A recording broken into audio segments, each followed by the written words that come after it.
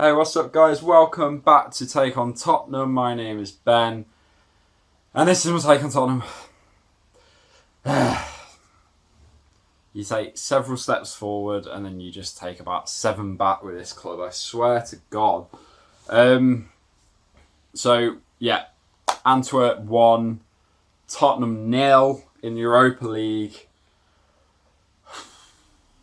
Don't know what to say, to be honest. I've got so many negatives wrote down. It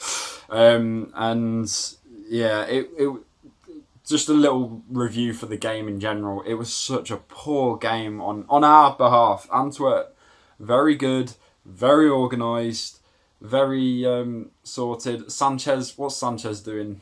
I'm looking at Sanchez after the full-time whistle doing something. Aurier, I don't know, maybe some bad blood.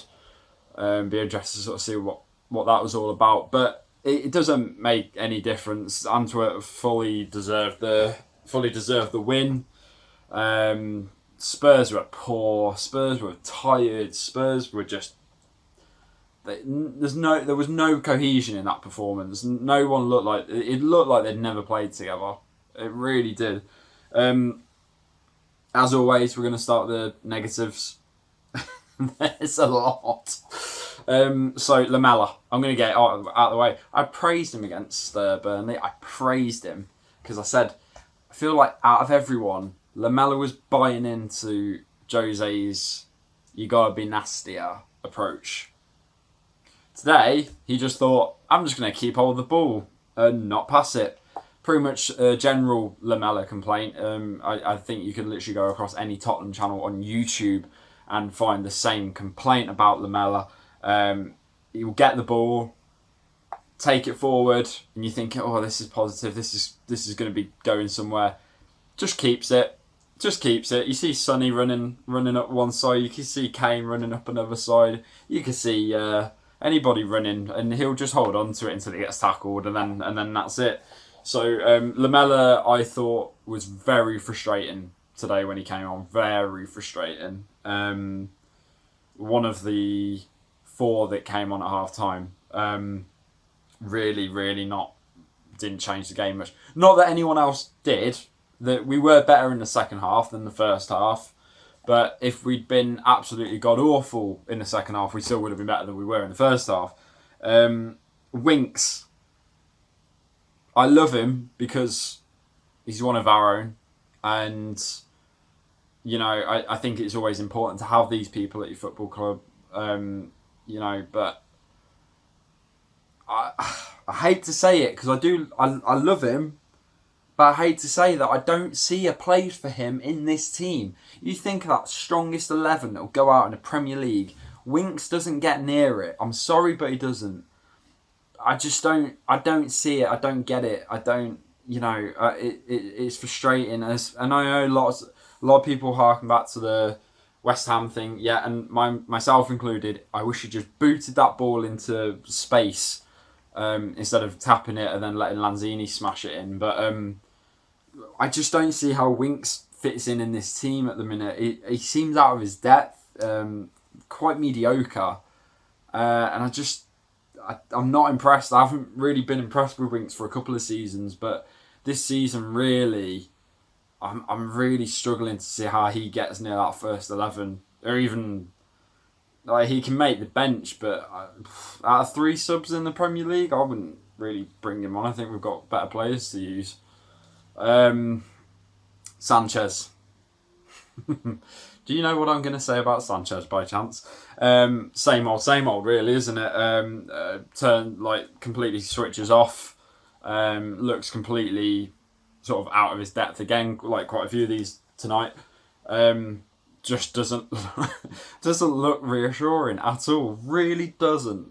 Really doesn't. I get so anxious when we've got Sanchez at the back because your centre back's supposed to be reassuring. When we had Jan Vertonghen and Toby Alderweireld in the prime in that last season of the lane, the Belgian brick wall at the back, you knew.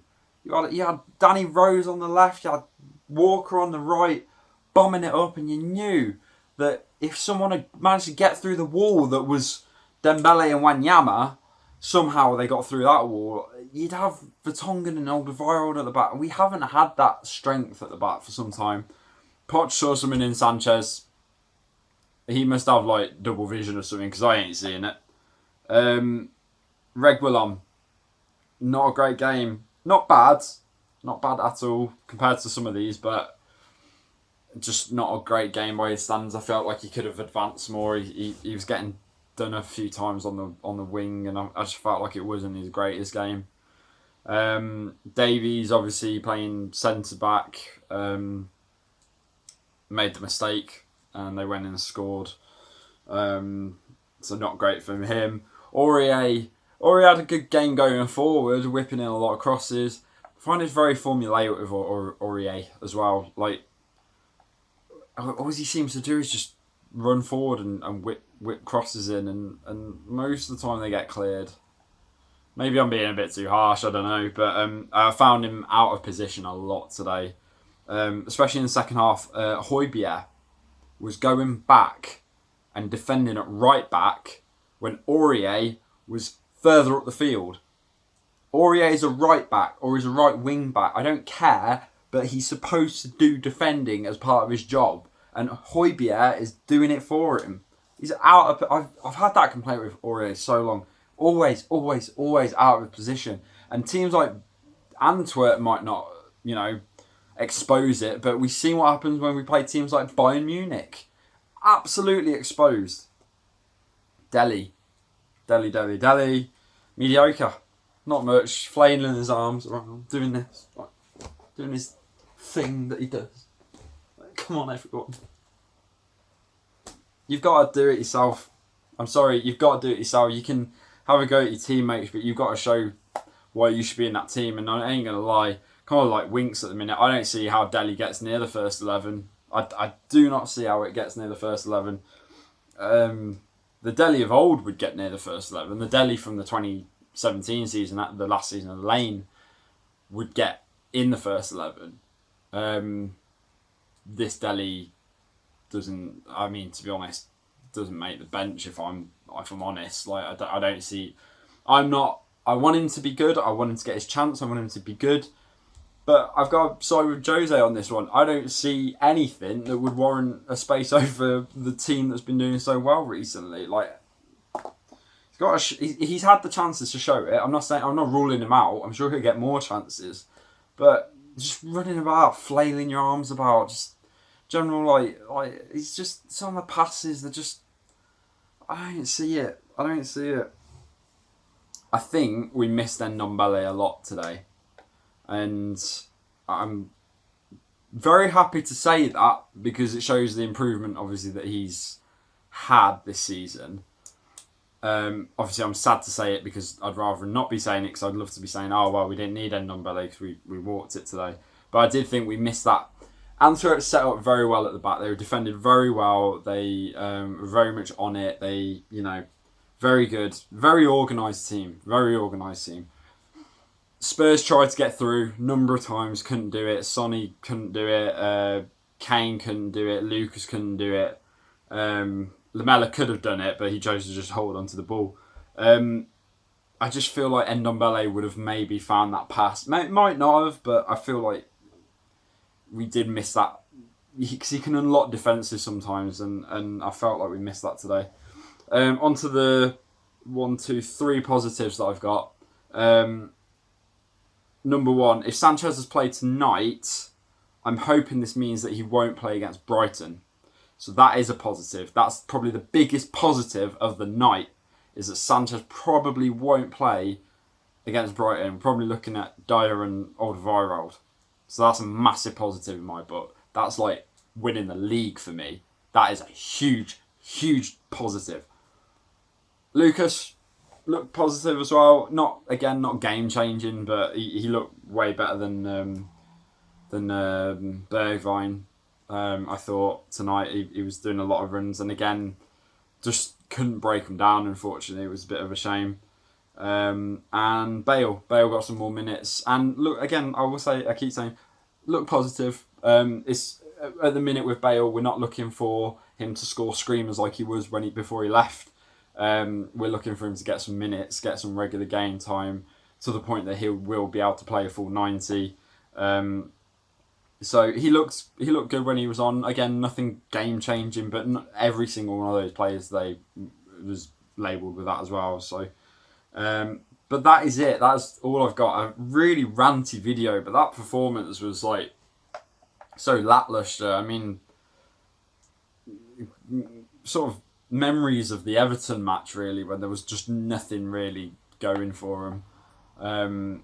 At least I could say Spurs tried to attack more in this game than the Everton one, but like, and Antwerp were very well organised. I'm not going to say that Spurs didn't attack at all. Antwerp defended very well.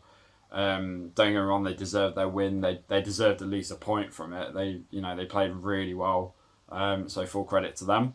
But it's disappointing for us. We should have obviously gone into come out of that match with 3 points, and we've come out with 0. It's not the end of the world. We have got time to turn it around. We have got a chance to turn it around. So I don't think it's the end of the world. It's not a season-ending result by any means, but it's sort of slightly worrying, I think, judged on that performance.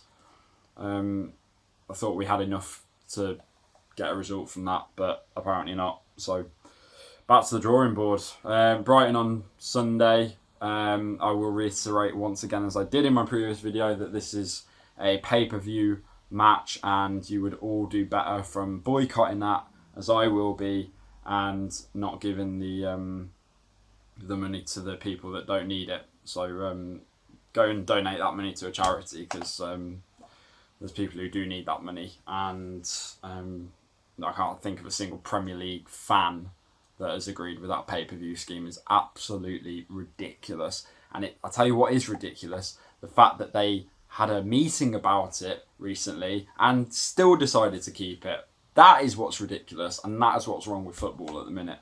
So if you do have the urge to watch the game, I urge you to not. It's not that you're not supporting your team, you're supporting the greater good. So I will see you guys in the next video, which will be on Sunday probably. Let me know what you thought in the comment section about all this. And I just want to say thanks again. My last video got the most likes I've had so far on my channel, which I'm really appreciative of. And the views are going up.